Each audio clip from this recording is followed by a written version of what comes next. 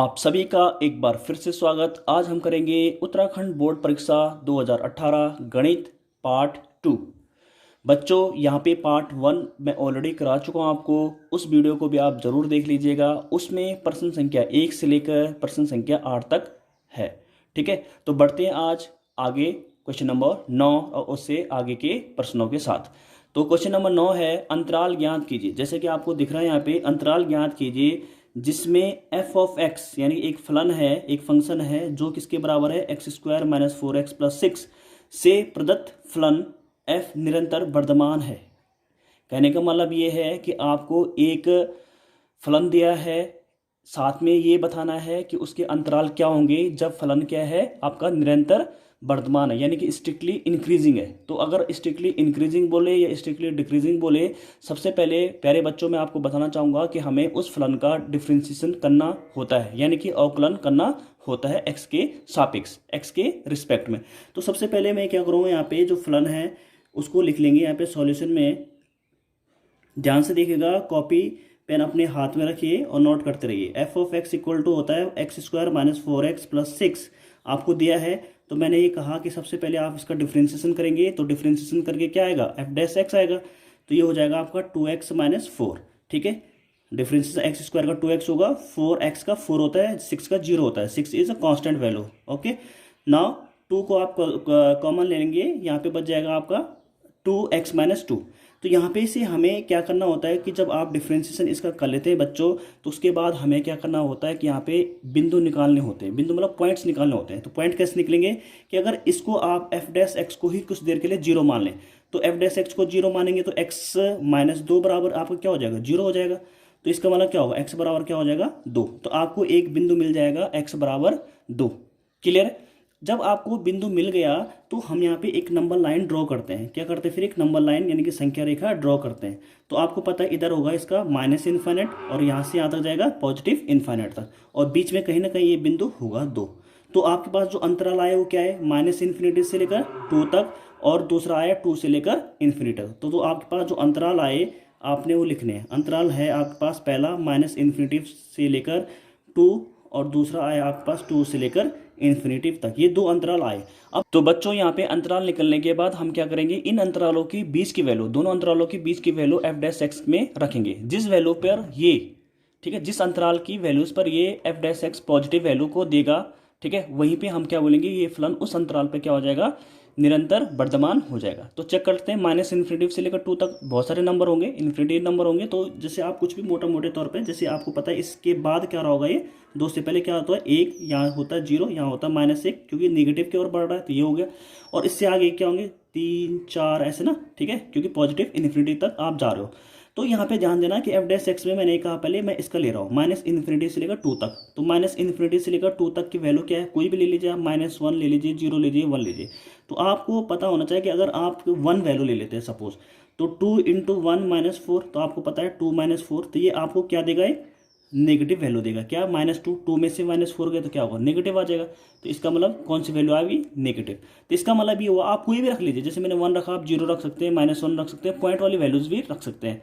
तो आपको क्या मिलेगा, यहाँ पे नेगेटिव वैल्यू ही मिलेगी। तो नेगेटिव में ये क्या होता है, निरंतर ह्रासमान होता है, यानी कि निरंतर ह्रासमान मतलब स्ट्रिक्टली डिक्रीजिंग होता है फंक्शन। ठीक है, जबकि हमें अंतराल कौन से निकाले जिसपे फलन क्या आ रहा है, वर्धमान फलन आ रहा है। तो इसका मतलब हमें यहाँ पे देखना पड़ेगा 2 से लेकर इन्फिनिटी के बीच। तो 2 से लेकर इन्फिनिटी के बीच क्या कौन कौन से नंबर आ रखे हैं, 3 4 5 6, बहुत सारे नंबर होंगे, तो आप चेक कर लेना। ठीक है, तो एफ डैश एक्स अगर मैं यहाँ पे 2x माइनस 4 में यहाँ पे इनके बीच यानी कि 2 से लेकर इन्फिनिटी के बीच का नंबर रखता हूँ, यानी कि 2 से लेकर इन्फिनिटी के बीच क्या आएंगे, 3 4 आएंगे। अगर 3 रख लिया आपने तो क्या होगा, देखो 2 × 3 - 4, तो हो जाएगा 6 - 4, यानी कि आपके पास आएगा 2, जो कि एक पॉजिटिव वैल्यू है। जब पॉजिटिव वैल्यू आ गई यानी कि 2 का चिन्ह देखो ना क्या है, 2 ऋण थोड़ी ये धन है। ठीक है, तो इसका मतलब ये होगा कि इस अंतराल पे, इस इंटरवल पे यानी 2 to इन्फिनिटी पे क्या हो जाएगा, ये फलन क्या होगा, निरंतर वर्धमान होगा। तो आपका आंसर होगा आपका 2 to इन्फाइनेट। ठीक है, यही आपका उत्तर होगा। तो उम्मीद करता हूं प्यारे बच्चों कि आपको ये समझ में आया होगा। बढ़ते हैं नेक्स्ट क्वेश्चन की ओर। नेक्स्ट क्वेश्चन देखिए, यहाँ पे क्वेश्चन नंबर 10वां है। माइनस इंटीग्रेशन बोल रहा है, ज्ञात करना है हमें। लोअर लिमिट है π/6 लेकर कहाँ तक है, π/2 तक, cosec x dot cot x dx। ये 2 नंबर का क्वेश्चन है, बहुत ही साधारण क्वेश्चन, ध्यान से देखिएगा। तो बच्चों सॉल्यूशन में लिखेंगे हम आई बराबर इंटीग्रेशन पाई/6 से लेकर पाई/2 तक है cosec X dot cot X dx. तो आपको पता होना चाहिए कि डायरेक्ट क्या एक फॉर्मूला है, किसका फॉर्मूला होता है, integration of cosec X dot cot X किसका होता है, आपको पता होगा माइनस कॉसेक एक्स। फॉर्मूले भी आपको याद होने चाहिए, ठीक है। और ये हो जाएगा आपका पाई/6 से लेकर कहाँ तक, पाई/2 तक। क्लियर। ये जो integration cosec X cot X किसका होता है फॉर्मूला, माइनस कॉसेक एक्स का होता है। तो आपको पता है यहाँ पे कि माइनस साइन है, उसको बाहर निकाल दीजिए और अपर लिमिट को पुट करिए। तो अपर लिमिट पुट करेंगे तो क्या होगा भाई, पाई/2, फिर बीच में क्या आता है, माइनस का साइन आता है, फिर क्या आता है कॉसेक, फिर लोअर लिमिट। अब यहाँ पे देखने वाली बात है कि कॉसेक पाई/2 की वैल्यू क्या होती है। कॉसेक पाई/2 की वैल्यू वही होती है जो साइन पाई/2 की होती है। तो साइन पाई/2 की वैल्यू क्या होती है आपका 1। तो आप इसको चेंज भी कर सकते हैं बच्चों, कॉसेक पाई/2 को क्या लिख सकते हैं आप, 1 साइन पाई/2। तो 1 साइन पाई/2 क्या होगा, 1 साइन पाई/2 मतलब 1/1। तो 1/1 क्या होगा, 1 ही होगा। यहाँ पे भी आप चेंज कर सकते हैं, अगर नहीं आता आपको कॉसेक की वैल्यू निकालना तो आप उसको 1 साइन में कन्वर्ट कर सकते हैं। बात समझ में आई। तो 1 साइन पाई/6, पाई/6 का मतलब होता है 30 डिग्री। देखो पाई की वैल्यू क्या होती है, 180 होती है, तो 180/6 कितना होगा, 30 डिग्री तो आएगा। 180/6 कितना होगा, 30 डिग्री। तो 1/sin30, 1/sin30 का मतलब होता है 1/sin30 की वैल्यू कितनी होती है, 1/2। तो ये हो जाएगा, 2 ऊपर घूमेगा तो क्या हो जाएगा, 2 आ जाएगा। तो यहाँ पे हो जाएगा आपका 1 में से -2 गया तो आपका -1 बचेगा और माइनस माइनस का प्लस हो जाएगा। तो ये आपका उत्तर हो जाएगा, ठीक है। तो उम्मीद करता हूँ कि ये क्वेश्चन भी आपको क्लियर हुआ होगा। चलिए बच्चों बढ़ते हैं क्वेश्चन नंबर 11 की ओर। 11 क्वेश्चन है आपका अवकल समीकरण। एक आपका डिफरेंशियल इक्वेशन आपको गिवन है जो इस फॉर्मेट में है dy/dx equal to 1 + y² 1 + x² का व्यापक हल, यानी कि एक जनरल सॉल्यूशन आपको निकालना है। जनरल सॉल्यूशन वाला होता है y की वैल्यू आपको निकालनी है, ठीक है। तो सबसे पहले जब ऐसा कोई आपके पास डिफरेंशियल इक्वेशन गिवन होती है तो हम उसको क्या करेंगे कि y वाले टर्म्स एक साइड ले जाएंगे और x वाले टर्म्स एक साइड ले जाएंगे। तो आप देखेंगे यहाँ पे कि जो ये dy है तो dy वाले के साथ ये आना चाहिए, y वाला तो ये है, तो आप इसको नीचे ले लेंगे। तो ये हो जाएगा आपका dy/1 + y²। देखो ये ऊपर का कहाँ आ सकता है, नीचे क्रॉस में आ सकता है ना, क्रॉस मल्टीप्लीकेशन जिसे हम बोलते हैं। तो dy/ क्या हो जाएगा, देखिए यहाँ पे 1 + y²। और देखो ये dx है, ये किसकी साइड जाएगा, x की तरफ। तो ये इसको इंटरचेंज कर लिया मैंने, ठीक है, इनकी जगह बदल दी। 1 + y² नीचे आ गया, इक्वल का साइन एज इट इज रहेगा, dx ऊपर चले जाएगा। तो आपको ये समझ में आया होगा, ऐसी उम्मीद मैं करता हूँ, ठीक है, क्योंकि बहुत ही छोटा क्वेश्चन है 2 नंबर का। अब यहाँ पे हम क्या करते हैं, जब ऐसी हमारे पास स्थिति आ जाती है तो उसके बाद बच्चों हम क्या करते हैं, समाकलन का साइन ले लेते हैं दोनों ओर। तो यहाँ पे लिखेंगे समाकलन का साइन लेने पर taking integration sine both side. तो इंटीग्रेशन साइन ये होता है। अब आपको पता होगा यहाँ पे कि ये किसका फॉर्मूला है, dy/1 + y², यानी कि इसको 1 लिख सकता हूँ मैं यहाँ पे, 1/1 + y² dy। तो ये किसका फॉर्मूला होता है, tan इनवर्स y का हो जाएगा, क्योंकि y है तो y होगा, t होता तो t लिखता मैं यहाँ पे, x होता तो x लिखता। ये भी देखिए 1 लिख सकता हूँ मैं, क्योंकि 1 का गुणा जब dx के साथ होगा तो भाई dx ही रहेगा। बात समझ में आई। तो 1/1 + x² क्या हो जाएगा आपका, tan इनवर्स x हो जाएगा बराबर c + c, ठीक है।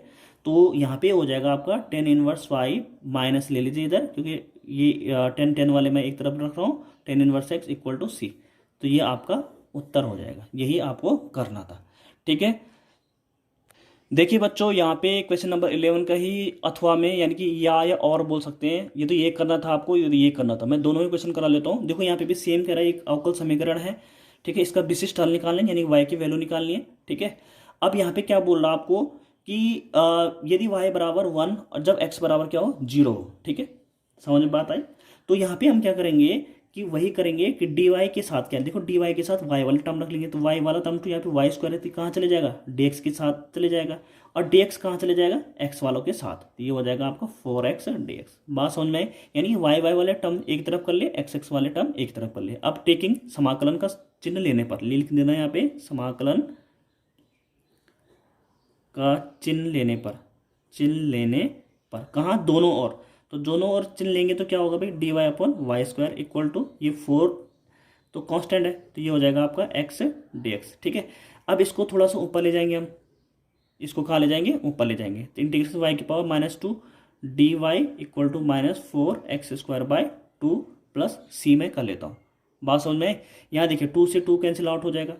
अब यहाँ पे देखिए इसका हम इंटीग्रेशन करेंगे तो क्या होगा, एक पावर जुड़ जाती है, ठीक है। और यहाँ पे क्या हो जाएगा, -2x² + c। तो ये हो जाएगा y की पावर -1 और -1 नीचे से, क्योंकि -2 में से 1 गया तो -1 आ जाएगा। और यहाँ पे हो जाएगा आपका माइनस कॉमन ले लिया मैंने, 2x² - c। इस माइनस से माइनस उड़ जाएगा ये, तो यहाँ हो जाएगा आपका 1/y बराबर 2x² माइनस सी। तो y बराबर क्या होगा 1 उल्टा कर लीजिए, इसकी जगह में ये, इसकी जगह में आ जाएगा क्रॉस में, ठीक है। तो ये हो जाएगा 2x² माइनस सी। तो ये आपको निकालना था, लेकिन यहाँ पे आपको ये पूछा जा रहा है कि अगर x बराबर 0 हो तो y बराबर 1 है। यदि y बराबर 1 है तो जब x बराबर 0 हो तो रख लीजिए y बराबर क्या रखना आपने 1 रखना है, 1 रख लीजिए यहाँ पे, 1 रखा इक्वल टू 1/2x की जगह में क्या रखना है 0, यहाँ पे हो जाएगा आपका c, यानी कि 1 बराबर हो जाएगा 1/-c। बात समझ में। तो इसका मतलब क्या हो जाएगा भाई, c बराबर क्या हो जाएगा, c इधर आ जाएगा, आइए 1, तो c बराबर आएगा आपका -1। तो आपको क्या करना है, इस वाले में रख देना है। तो y बराबर आपका आ जाएगा आपका यहाँ पे, y बराबर हो जाएगा आपका 1/2x², और c की जगह में -1 रखेंगे तो माइनस माइनस का प्लस हो जाएगा। तो ये आपका उत्तर हो जाएगा बच्चों, ठीक है। बढ़ते हैं नेक्स्ट क्वेश्चन की ओर। नेक्स्ट क्वेश्चन है आपका वेक्टर से है, सदिश से है। तो यहाँ पे क्या बोल रहा है आपसे कि सदिश a यानी कि वेक्टर a बराबर आपको दिया है 2i + 3j + 4k तथा b वेक्टर आपको दिया है i + 2j + 2k में से प्रत्येक की लंबवत मात्रक सदिश ज्ञात कीजिए। लंबवत मात्रक सदिश मतलब unit vector perpendicular to each other, ठीक है। यूनिट वेक्टर आपको निकालना है। तो आपको ये पता होना चाहिए बच्चों कि अगर आपको कभी भी यूनिट वेक्टर निकालना है तो उसका फॉर्मूला डायरेक्ट ये होता है n cap equal to a cross b vector upon a cross b vector का मॉड, ठीक है। तो a क्रॉस b पहले आपको आना चाहिए कि a क्रॉस b कैसे, a क्रॉस b हम कैसे करते थे, इसके लिए हमें एक सारणिक का सहारा लेना पड़ता था। सारणिक में क्या लिखते थे i j के, यहाँ पे क्या लिखते थे 2 3 4, कहाँ से, इसके कोफिशिएंट i j के। यहाँ पे b की जगह नीचे वाली लाइन में क्या आएगा, नीचे वाले रो में क्या आएगा 1, इसके कोफिशिएंट, कोफिशिएंट मतलब गुणांक, i का गुणांक कितना है 1, इसका गुणांक कितना है 1, इसका गुणांक क्या है 2। इसको आप सॉल्व करते थे, ठीक है। बात समझ में आई। तो बच्चों यहाँ पे हम a क्रॉस b को निकाल देंगे। a क्रॉस b आपको पता है कि डिटरमिनेंट हमने पढ़ा है चैप्टर नंबर 4 में कि कैसे हम सारणिक को सॉल्व करते हैं। पहले क्या लिखते थे, i लिखते हैं, फिर i के साथ इसको साइलेंट कर लेते हैं यहाँ पे। तो क्या बनेगा 3 4 1 2, तो इसका गुणा यहाँ, इसका गुणा यहाँ। तो जैसे मैंने कर 3 दूना 6, 6 - 4, ऐसे फिर j माइनस आता है, j है यहाँ पे क्या हो जाएगा, j के साथ इन दोनों को गुणा करेंगे, 2 दूना 4 और 1 चक्कू 4, तो ये लिखा है जैसे। तो इसको हम सॉल्व करके हमारे पास आ जाएगा 2i - 0j - k। अब आपको पता है कि फॉर्मूला तो ये है, तो a क्रॉस b तो मैंने निकाल दिया। अब इसका मॉड कैसे निकलेगा, तो मॉड कैसे निकलता है आपको पता होगा, a क्रॉस b का मॉड निकलेगा यानी मैग्नीट्यूड ऑफ दिस, ठीक है। तो मैग्नीट्यूड कैसे निकालेंगे, इसका स्क्वायर, 2 का स्क्वायर करेंगे, फिर प्लस 0 का स्क्वायर करेंगे क्योंकि 0 है, j के गुणांक में 0 है, फिर -1 का गुणांक, यानी कि यहाँ पे k का गुणांक क्या -1 है। तो यहाँ पे हम इसको सॉल्व कर देंगे। तो सॉल्व करने पे क्या मिलेगा आपको, देखिए ये हो जाएगा आपका 4 + 1, तो ये हो जाएगा आपका √5। तो √5 यहाँ पे आपका आंसर आ चुका है। तो हम यहाँ पे वैल्यूज रख लेंगे a cross b upon a cross b का मॉड। तो a क्रॉस b का मॉड आया √5 और ये आपका आ चुका है 2i - 0j - 1k। क्लियर। तो बच्चों हमने यहाँ पे मान रख चुके हैं, हम a क्रॉस b का मान था 2i - 0j - k upon a cross b का मॉड था √5। चाहे आप यहीं पे उत्तर छोड़ दीजिए, चाहे यहाँ पे आप इसको सेपरेट भी कर सकते हैं, जैसे 2/√5 i - 0/√5 j - 1/√5 k। तो इतना आप आंसर छोड़ सकते हैं। क्लियर। तो प्यारे बच्चों यहाँ पे क्वेश्चन नंबर जो 12 हमने किया उसी के अथवा में यानी और में दिया है। आप चाहे उस क्वेश्चन को करें चाहे इस क्वेश्चन को करेंगे, बहुत आसान क्वेश्चन ये भी। उस समांतर चतुर्भुज का क्षेत्रफल ज्ञात कीजिए जिसकी संलग्न भुजाएं यानी कि एडजेसेंट साइड क्या है, a vector equal to 3i + j + 4k and b vector equal to है i - j + k। तो आपको सीधा फॉर्मूला बेस्ड है, बहुत ही सिंपल क्वेश्चन दे रखा 2 नंबर का, समांतर चतुर्भुज का क्षेत्रफल। तो बच्चों यहाँ पे लिखेंगे हम समांतर चतुर्भुज का क्षेत्रफल, ठीक है। क्या होता है, मॉड a क्रॉस b। तो अभी मैंने आपको बताया था a क्रॉस b निकालना। a क्रॉस b कैसे निकालेंगे, a क्रॉस b का मतलब हुआ अभी डिटरमिनेंट हमने सॉल्व की थी i j k, ठीक है। तो i j k पहली लाइन आ जाएगी, पहली रो, उसके बाद इनका कोएफिशिएंट हम लिखते हैं यानी कि 3 1 4 और 1 -1 ये, ठीक है 1। अब इसको सॉल्व करना है। क्लियर है, सॉल्व करते हैं। तो बच्चों यहाँ पे डिटरमिनेंट को यानी सारणी को सॉल्व हमने ऐसे किया और इसका आंसर आ चुका है 5a + j - 4k। अब इसका आपने मॉड निकाल देना है। तो मॉड तो जैसे मैंने अभी बताया आपको, a क्रॉस b का मॉड क्या होता है, रूट लगा लेते हैं और उनके कोफिशिएंट का स्क्वायर कर लेते हैं, यानी कि 5 का स्क्वायर + 1 का स्क्वायर प्लस -4 का स्क्वायर। इसको आप सॉल्व करके लिख सकते हैं। कितना होता है 25 + 1 + 16। तो ये कितना हो जाएगा आपके पास, चेक कर लीजिए। तो इसको जोड़ के आ जाएगा आपका √42 वर्ग इकाई। क्लियर है। देखिए बच्चों, नेक्स्ट क्वेश्चन है आपके पास 13 बिंदुओं -1 0 2 और 3 4 6, यानी कि यहाँ पे 2 पॉइंट आपको दिए हैं, 2 बिंदु दिए हैं, से होकर जाने वाली रेखा एक लाइन है, ठीक है, का सदिश समीकरण ज्ञात करना है। सदिश मतलब वेक्टर इक्वेशन, आपको समीकरण मतलब इक्वेशन, वेक्टर इक्वेशन आपने ज्ञात करनी है। तो आपको पता होना चाहिए, डायरेक्ट ये भी फॉर्मूला बेस्ड है, कि आपको ये पता होना चाहिए कि 2 बिंदुओं से जाने वाली रेखा का सदिश समीकरण क्या होता है, यानी कि line, equation of line which is passing through और 2 पॉइंट्स।